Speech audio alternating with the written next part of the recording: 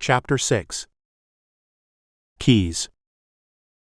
Imagine how surprised I'd been to wander into our apartment and discover Cole in an apron and nothing under it.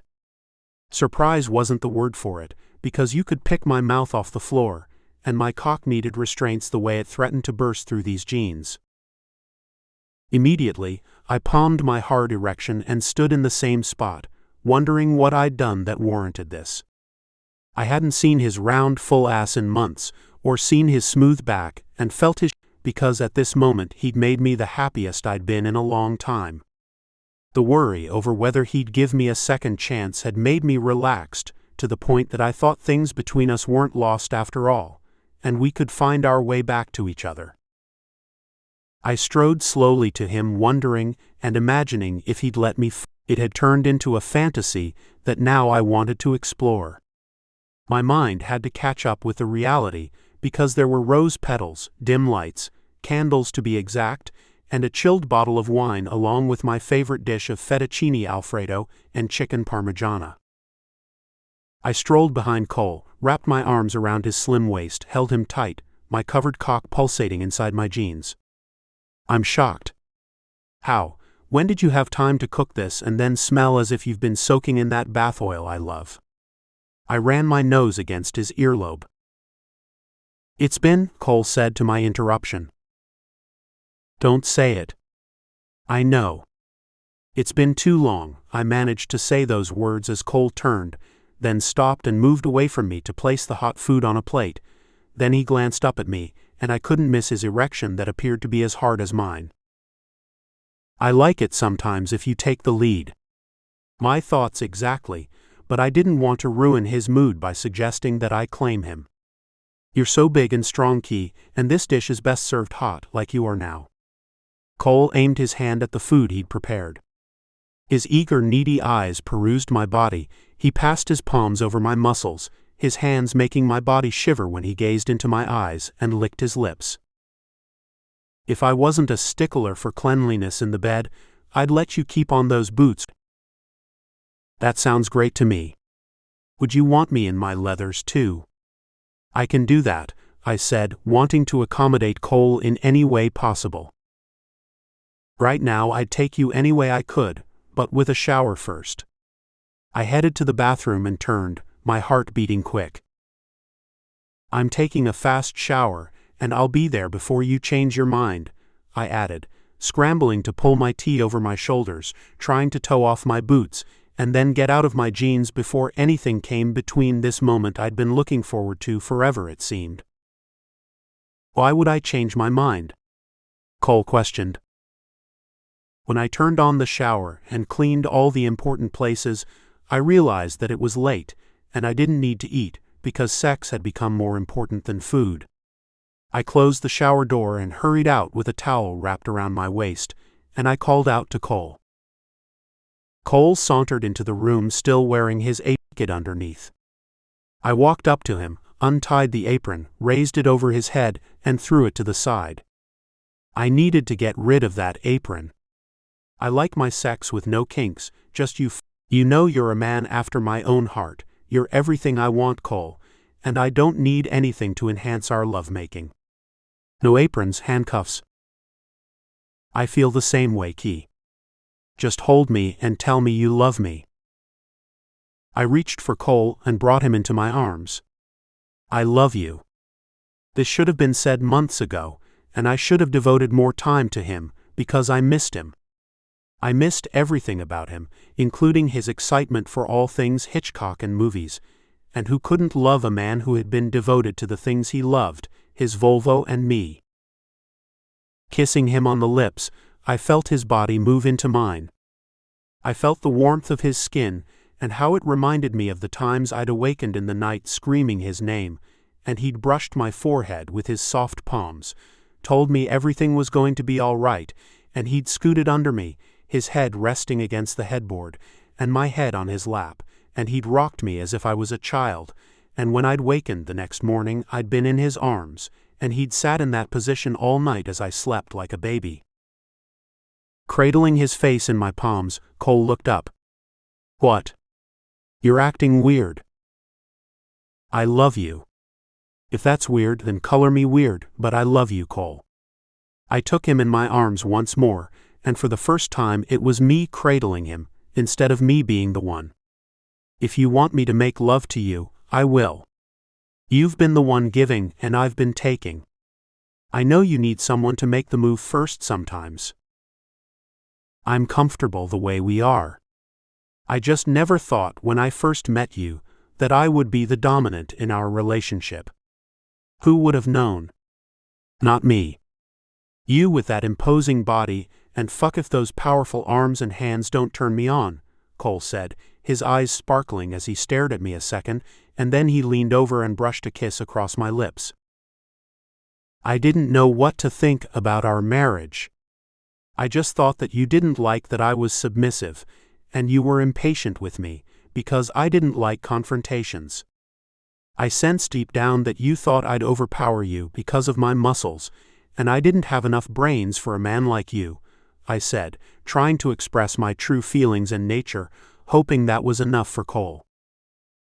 You're everything I want and need, Keys, and you're the smartest man I've ever known, because you were able to open a business in a small town like this, work with your hands to make things I could never do in a million years, because you're artistic, aside from being a damn good mechanic, and you did that for us when I was making a pittance teaching, and you worked your ass off and never complained, making lots of money for us to live comfortably, while I'm arguing with students over nothing, and not trusting that you could make a go of it.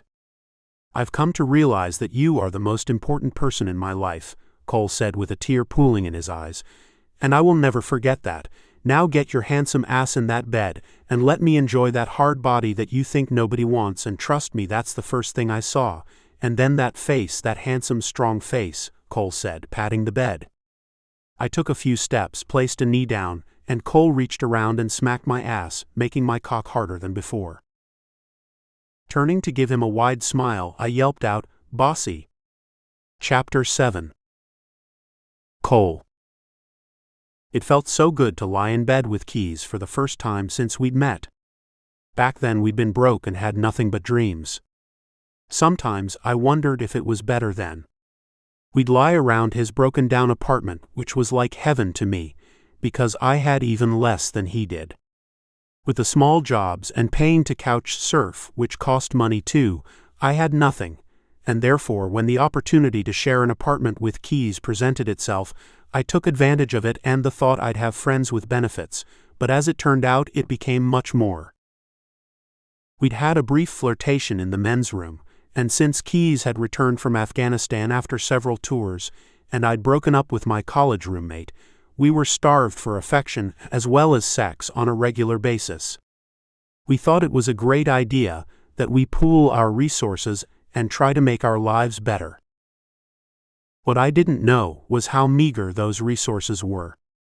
Keys had practically nothing left after sending his allotment to his mother to bank, which she either couldn't or didn't, and he hadn't been diagnosed with PTSD until shortly afterwards, which took some time to do. I had walked into Keys's life with blinders on and a love for him, but I didn't know what loving him entailed. All I saw was a handsome dude I could fuck and make mine. One night into our friendship, he was pacing around the apartment, and when I glanced up, he was standing there gazing at me. I didn't know if he was sleepwalking or not, but I managed to get him back to bed, and he confessed, "I thought you were the enemy." Well, that didn't sit well with me, because I had to question if I was in danger. As I sat and watched Keys, making sure he'd gone back to sleep, before I left to go to sleep on the couch, I passed my palm over his forehead and massaged it, then his massive arms, and for some reason that calmed him, and he fell asleep and remained asleep all night because my hands moved from his head to his arms and then his chest. Before I could relax and fall asleep, he was screaming something in his sleep and trying to stand up, but my body was lying over him and he couldn't move. When I woke him, he said that he dreamed that something had fallen on his chest holding him down, and he couldn't breathe. "Are you like this every night?" I questioned, because I didn't sign up for all of this. I needed a place to stay, but not at the risk of my life. It was that night I cradled this big man in my arms, and he slept like a baby. However, I insisted that he go to the VA hospital, even if I had to take him, and I did. That was 3 years ago, and the therapy helped him immensely. The doctors had him using his hands to create and design things, and his paintings and drawings were things of beauty, and since he was a mechanic, he was able to restore cars where they were spectacular, because of his use of different colors. Keys made an astounding amount of money for us in a short period of time, and I was able to relax and concentrate on my own career. As I looked at Keys, I held him close in my arms, and I couldn't believe I had carried the notion of leaving him. For what? For whom? There was no one like him, and never would be for me. He had strength, gentleness, and kindness all mixed together that I'd never seen but in one person, and that was my friend Grail, but I wasn't in love with Grail the way I was in love with Keys. Keys is my life partner, and as long as he wants me, I'll be here with him, I thought as I watched him sleep without turmoil. I assumed that day would never come, but it almost did through work, and partly because I never left him when everyone had. As I stared at the wall covered with pictures of him and me together fishing and painting, I decided enough of a good thing, and I should cook breakfast, since I'd called in sick to be with my husband, and he'd done the same when he had only a skeleton staff. I'd asked him, "Do you think we should?" Earlier last night when I needed to send in an email asking for a substitute, and my coworker Brad offered to take over for me, since he didn't have many classes that week. Keys appeared relaxed and confident when he came to the conclusion that it didn't make sense to work night and day. He commented when I asked the question again, "Should we call in sick?" He said, "Why the fuck not? Something has to suffer, and it's not going to be my relationship with you ever again. Do you realize that we've been together for 3 years, married for 2 of those years, and on our anniversary or your birthday, we've never gone on a honeymoon and taken a day off. You took a lot of low-paying shit jobs to pay the rent when I couldn't, and now you deserve more." When my thoughts turned away from last night, and more to climbing out of bed before I disturbed Keys, to prevent him from waking and not seeing me before I had a chance to surprise him with breakfast, I attempted to make that maneuver of placing my feet on the hardwood floor and sneaking out of the room, and when he felt I was gone, he'd smell the breakfast I'd planned for him. That, however, was ill thought out, because the hardwood flooring made a cracking sound like it was breaking into pieces, and Keys immediately on hearing what sounded like someone chopping kindling, opened his eyes at the moment the sound registered in his brain, especially since this man had been a light sleeper before. Turning quickly to see if I'd awakened him, I looked like a deer in headlights that had been caught crossing a road. "You know, baby, if you move it disturbs me, and I miss you. My whole being misses you when you take yourself away from me. I know that now, but can your being excuse me to go and cook breakfast? I haven't done that in a long time. As a matter of fact, I haven't done anything for you in ages, as my granny would say. You did the most important thing you could have done for me last night," he said, waggling his eyebrows and palming his erection, which anyone could see as an imprint of a large cock.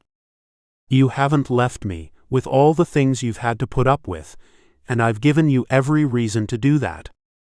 Not even my mother could take all the screaming at night, and did I tell you I tried to take my own life?" He glanced down at the razor marks on his skin that had been tattooed over. "Yes, you told me, and I stayed because I knew you needed me, and besides, where was I going to find a handsome man with a hard body that would let me dominate and fuck him?" Keys chuckled. "I guess you have a point there, but what you didn't understand when you entered into this craziness was I wasn't going to let you go, because where was I going to find a fine slip of a young man who was willing to put up with a man who'd been to war, come back home to his mother, and not even she wanted to take a chance on being around me in that condition, and you did." I leaned over and kissed him on his lips, stood back, and offered him a wide smile as he wrapped his massive arms around me, pulling me to his side, as he said, "I'll let you go in a moment, but can't you see, baby, I'm nothing without you." We were nothing without each other, and we'd finally realized it, and none too soon. I was getting ready to, as my granny would say, throw out the baby with the bathwater. "No, I couldn't see that because I'm nothing without you," I confessed. Keys laced his fingers with mine and held my hand tightly. "Did I ever tell you that I had a fiancé once?" He brought my hands to his mouth and kissed my fingers. "No. You must mean a fiancé," I said, trying to correct him with my professor's perception of correctness in the use of the word. "I know what I just said, baby," Keys corrected my understanding of what he knew to be the truth behind the word, and his history that I knew nothing about, just like he hadn't told me or wanted to talk about what it was like being a combat soldier. I was engaged to a woman who was everything a man could want, but she didn't understand what I was going through, and she stayed one night with me when I returned home, and I talked in my sleep, walked in my sleep, did conscious and unconscious things I can't mention. I had a difficult time sleeping in a bed or with someone, and that one night was enough for her, and she sent me a text explaining how it was over, because she couldn't handle this, because I wasn't the same person that she knew. Hell no, I wasn't that person anymore. I'd changed, and rightly so. You can't go to war and come back the same, and especially if you spent as much time in tours as I had. My mother had nothing after my father died of brain cancer, and I tried to help her out, but even she couldn't deal with me. Only you stayed with me through this. Only you could see what no one else could. I knew by the sound of Key's voice that this was painful for him to even say, because his lips trembled, and he'd wiped the corner of his eyes with his thumb. "Have you ever had sex with another man before me?" I'd had to ask those questions because I just assumed he'd always been gay. He never spoke in depth about his mother or father and family, and I guessed I'd considered myself lucky that he'd opened up to me now the way he had. He was emotional and honest as he'd been all along, but not the way he was now. I'd always been straight from what I thought. However, the first time I saw you in that bar was a turning point for me in my life. At that time I met you, I needed something no one could give me. The closeness to another human who wanted to be with me, and that was something sexual. I didn't try dating another woman, because I thought none would accept that I'd become submissive, and maybe I was looking for a different role to play in my life. I'd never been the aggressive type, and being ill only made it more pronounced, and I couldn't trust that I was right to be with a woman, because I wasn't sure what would happen. I didn't want to take the chance, because I had too much baggage that not even my mother could handle. I was stunned and I didn't know what to say, so I just let Keys talk, because he'd never opened up that much before until now. "I don't know if I'm gay, straight, or bisexual, but I do know that I don't want to spend my life with anyone but you." He placed my palm to his mouth, and I felt the warmth of his kiss. "Now take your pretty ass out and cook me breakfast." Is that forceful enough? A little too much, I admitted. Pretty soon you'll have me lying with my ass in the air. Do you think we can try it like that? Keys said, asking for permission. No. I don't think so. Bossy, Keys said, and when I turned he swatted me on the ass on my way to the closet to grab a robe.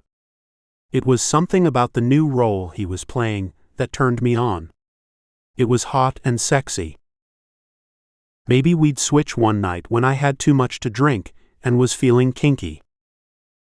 It appeared we hadn't talked like this or enjoyed each other sexually because we were both too busy working to communicate the things that bothered us the most, like my insecurities of not having enough money to contribute at the time when Keys had started making enormous sums with his creativity and hard work. My insecurities had me thinking that another man would come along who was rich, and Keys would leave me because I wasn't pulling my weight, because my job didn't pay enough, and I couldn't get tenure just yet to secure my position, and I'd have to go back to teaching high school, which paid slightly more with less prestige. I'd come to realize that all the thoughts I'd had about keys had been misplaced and stupid. I'd never thought of myself as being foolish, maybe a little irrational, but then we all had times in our lives that we thought and did silly things.